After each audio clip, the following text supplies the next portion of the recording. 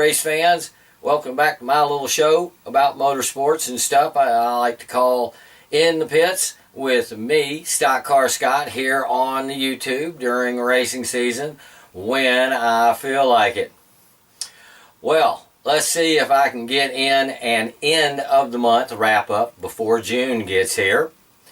First up, Tuesday evening my wife and I met friends downtown, yes, downtown, to go see Weird Al Yankovic in the historic Moore Theater. And what does historic mean here in Detroit?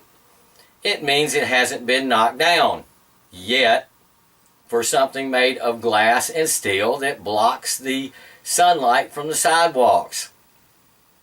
As we decided the lesser of two evils was to bus in and out to the venue a few blocks away from Pike Place Market and meet our friends there nearby at a small restaurant on Post Alley. The bus rides themselves getting in and out of downtown Detroit were thankfully uneventful. But the view of the aimless folks illegally camping along 3rd Avenue was absolutely shameful. The Weird Al show wasn't what I thought it would be, as he relied heavily on his original compositions for the majority of the show, but it was still a fun and entertaining evening featuring the songs that I usually skip over to get to the parodies. It was all over with the encores and everything by 10:30, which was perfect for this old man. We were able to catch a late bus back to Magnolia and successfully avoided any unpleasantness inherent in a trip downtown.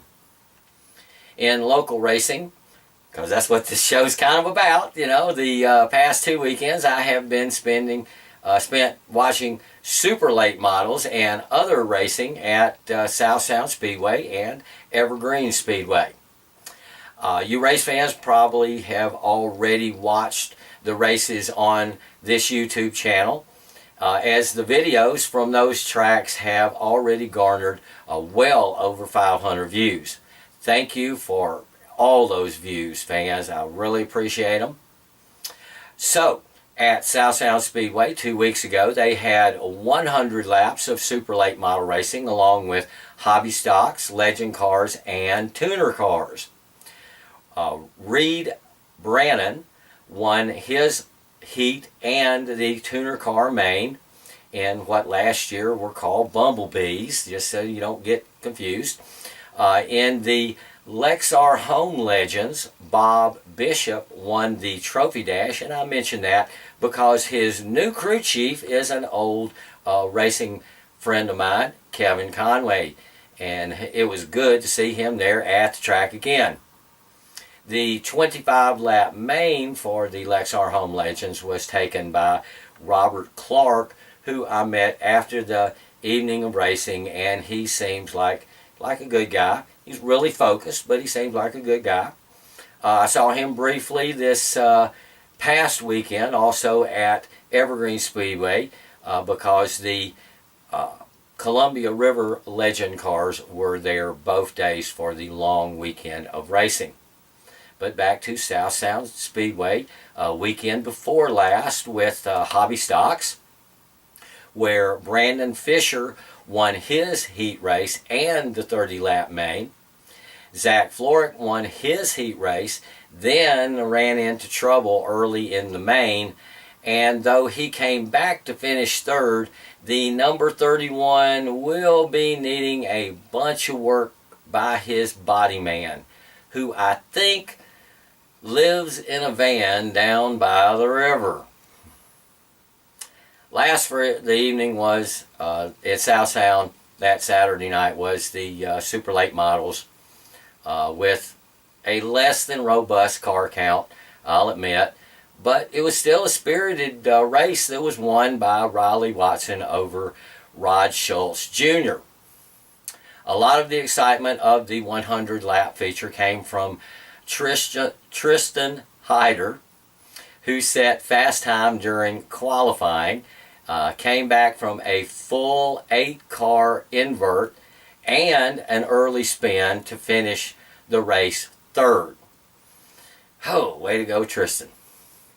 It was an exciting race even with the small field, but you would already know that if you had been there or if you had watched the replay of the race on my YouTube channel here. But sorry, you can't see any of the racing from Memorial Day weekend at South Sound Speedway on my channel because I wasn't there. And because I wasn't there, I missed the big weekend Max Schroeder had as he set fast time for late models on Sunday and then finished both nights in second place in the 250 lap features for that division. It was a career weekend, and appropriately enough on the birthday of his crew chief dad, Dale Schroeder. So happy birthday, Dale. I kind of figure it was. This coming weekend at South Sound Speedway, they are hosting the big Northwest Super Late Model Series Rumble in Rochester 125. It was a really, really good show last year. With their first visit ever to South Sound Speedway by the Northwest Super Late Model Series, and that was won by Mitch Klein. Now, Tyler Tanner has told me that he's not going to be at this upcoming race, so hopefully I can debut my new Tommy Elstone shirt there. I'm looking forward to that. Hopefully he'll make the race and I'll be able to do that. They're also having Baby Grand and tuner cars. They'll be running that night. So adults get in for $22. Teens and seniors are $20. Students 6 to 12 years old get in for $10, and preschoolers get in for free. So come on down to South Sound Speedway for a huge chicken tender basket and stay for 125 laps of the fastest super late models you can see up here in the Northwest. And as Butch likes to remind me, your ticket gets you the whole seat, but the racing is so exciting you'll only use the edge. Oh, I tell you, that guy, he has too much fun running a racetrack there. I mean, I know it can't all be fun and games, but Butch, more usually than not, he's got a big old smile on his face when I see him there at the track.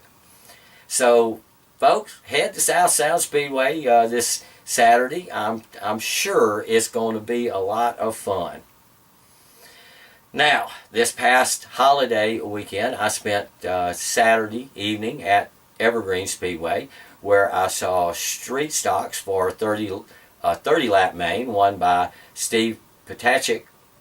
Then a Columbia River Legends 30 lap main, won by Devin West, followed by the annual Mark Galloway 150 there on the big track, which was able to actually start 19 super late models because Chad Fitzpatrick and company were able to get his backup car on the grid after experiencing mechanical difficulties with his primary ride. Now you might say, StockCar Scott, there was more than just those three divisions running at Evergreen on Saturday, and I say, yep. Yeah, there were also mini stocks for 30 laps won by Lane Sunhome, as well as the heat races for all of those support races. But I didn't get to Evergreen Speedway until all of those races had already run. As I sat down with my chili cheese fries, they were just dropping the green flag on the street stock main. So the video for that race is a little shaky as I tried to aim the camera at the action and fill my face with chili cheese fries before they got cold. The fries were really tasty, folks, so you just gotta have to deal with some shaky video. But it's available on this channel right here for you to watch. Oh, let me get me a drink. Oh. The Mark Galloway 150 got underway after a front stretch meet and greet where I was able to get around to issue best wishes to most of the drivers and see a bunch of race fans and friends. The race was only a couple of laps in when Turn 1 gathered in its first victims with a pileup that took out Trenton Moriarty along with Mike Longdon, and also damaged the number 35 of Rob Touche as well as Namelang's new Ford-powered Fusion. Then early in the event, Lex Johnson came to the lead, and the crowd favorite Molly Helmuth ran second for many laps until a broken spindle and the Turn 1 wall ended her night.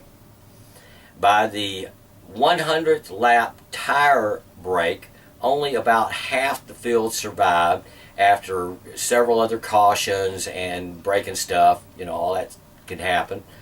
Young Tyler Home didn't even get in a lap before the Gremlins got his car. The last third of the Galloway 150 saw another car break when Greg Bennett's number 98 had problems, and my favorite Tyler Tanner and Northwest Super Late Model Series reigning champ Brittany Zamora both had tire issues late in the race. Then, with about 10 laps to go, the leaders Lex Johnson and Garrett Archer got together in Turn 2 and had to restart in the back because they brought out the caution. In the ensuing restart, Rob Touche and his beat-up number 35 was able to take the lead and hold off Andy Soul, the Honey Badger, who had come back to his home track from Arizona to race in the Galloway. I think Rob Touche was as surprised as anyone that he had won the big race, and that was the best finish I think I've ever witnessed for the Honey Badger. Lex Johnson was able to get back to third place, while Evergreen Speedway regular Donnie Wannett finished fourth, and Garrett Archer rounded out top 5. Evergreen Speedway also had racing the following day with more legend races, figure 8 races, Hornets, and others, but I've not been able to find any results on those. The next night of super late models at Evergreen Speedway is on the 9th of June before the big summer showdown that happens towards the end of June. Oh, and the weekend before the summer showdown at Evergreen Speedway is the big 4-cylinder race car Western Roundup with the front wheel drive nationals, the Northwest Mini Stock Tour, the Pro 4 Alliance, the Foreign Sports Car Racing Association, and the Pro 4 Truck Series, along with Hornets and Stinger 8s, all on the same night. Folks, that sounds like a whole bunch of four-banger racing on June 23rd, and I may have to attend that one, but we'll have to see. It's a month away, and there's still plenty of racing between now and then. NASCAR had some racing over the past couple of weekends at Charlotte. Johnny Sauter was the winner Friday before last and still leads the Camping World Truck Series driver standings going into their next race Friday after next at Texas, while Cup and Xfinity are in Michigan that same weekend. 2 weekends ago, NASCAR had its All-Star race, and if you check the tape, I offhandedly predicted that Happy Harvick would win. Well, Happy Harvick got $1 million happier. But then, last weekend at the 600, his car failed inspection before qualifying, so he had to start in the back for the Coca-Cola 600.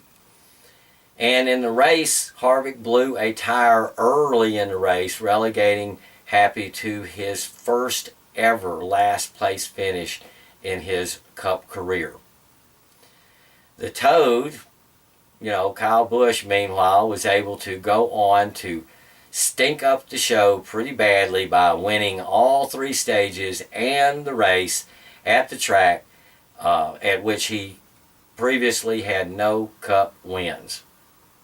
The Xfinity race on Saturday was a little better because the Toad wrecked himself late in the race, but rain moved in and moved the race over to the Phantom Sports 2 channel. So I didn't get to see Bad Brad's win for Penske until Sunday after all of the other racing was all done. If you missed it, car owner Roger Penske was voted into the NASCAR Hall of Fame the weekend before there in Charlotte, along with car owner Jack Roush, championship car owner / driver Alan Kulwicki, and my brother's 2 most favorite drivers, although they are famous, Davey Allison and that Jeff Gordon boy. And of course that makes the 4th father and son pair to go into NASCAR's Hall of Fame. Also on Sunday there were 2 big open wheel races with the Grand Prix of Monaco. I was really glad I got up for, and the Indianapolis 500 I am glad I slept through. The Formula One race through the streets of Monte Carlo was great as always. Mr. Smiley, Daniel Ricciardo, driving for Red Bull, won the Grand Prix from the pole, but it was no cakewalk, folks. He had to fight off Sebastian Vettel's Ferrari all race long with no top gear. Luckily for Ricciardo, Vettel had run off all the goodie off of his ultra soft tires there, and also he had Hamilton's Mercedes nipping at him the whole time for second. So most of the that was during most of the second half of the Grand Prix. But Vettel and Hamilton had to settle for second and third on the podium while watching Mr. Smiley indulge in his new tradition, the shoey. That's drinking champagne from his shoe, folks, if you didn't know. Last year he made Captain Picard even drink out of his shoe with him there. It was great. The next F1 Grand Prix is in Montreal, Canada, on the 10th of June. Let me get me another drink here real quick.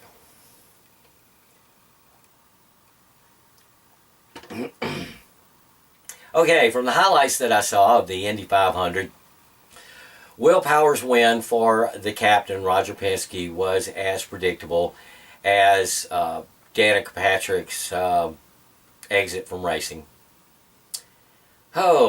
This coming weekend, IndyCar has twin races in Detroit. Then the following weekend, they're with the Truck Series in Texas, and I really don't care. But all races matter, so there you go. Though if the local races get rained out on the 9th of June, I will watch the Texas Indy 600K because those cars go way scary fast on the Fort Worth mile and a half. That's a weekend that Cup and Xfinity are at Michigan, so there's no real worry about any conflicts in the races there. The ARCA Series is also at Michigan that weekend, but I won't see it because it is on the MAV TV. But that's okay because I won't be seeing the next live ARCA race either this Friday at Pocono because it is on that Phantom Sports 2 channel that, like MAV TV, I just cannot get on Comcast.